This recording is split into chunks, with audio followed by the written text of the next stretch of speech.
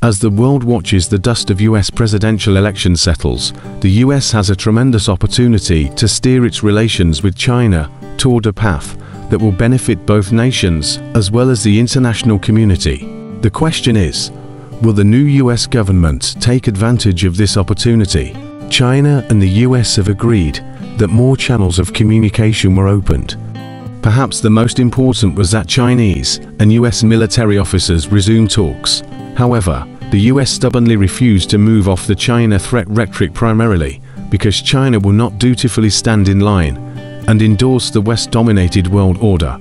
As the race for the presidency of the US has ended, a new reality sets in.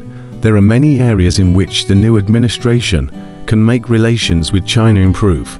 A few will be highlighted here. The first item to be addressed is tariffs. The argument is simplistic. Critics have warned that sustained tariffs will continue to damage the US economy by making domestic products more expensive, increasing inflation and reducing exports. Nevertheless, as one US news agency recently reported, tariffs are gaining in popularity among Democratic and Republican lawmakers. One can hope that the many voices coming from the business community urging a reduction or elimination of tariffs will be listened to. The damage to China-US relations is incalculable now. If the tariffs are not reduced or eliminated, both nations will be hurt, and Washington's reputation as a proponent of free trade will suffer a major dent. Next, the new administration would be wise to clarify what Washington means when it claims to implement the One China policy. There's been the eye-opening threat that Taiwan will pay the US for protection. Those words sent shockwaves through Taiwan Island, whose authorities have become accustomed to receiving billions of dollars in military weapons from the US without offering anything in return.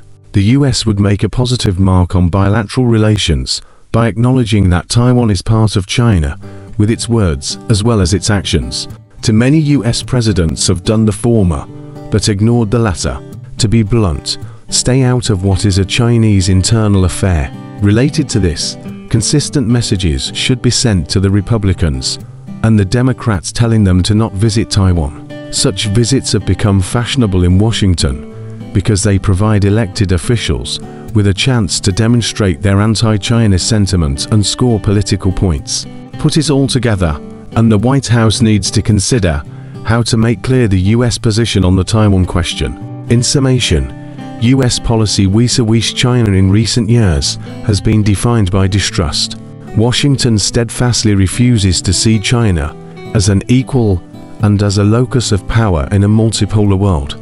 The next US administration will be positioned to change the hostile discourse emanating from Washington. China has already made its position clear. As Foreign Ministry spokesperson Mao Ning said, that there is hope the two sides will work in the principles of mutual respect, peaceful coexistence, and win-win cooperation. It is hoped that the US will reciprocate with the same rationality.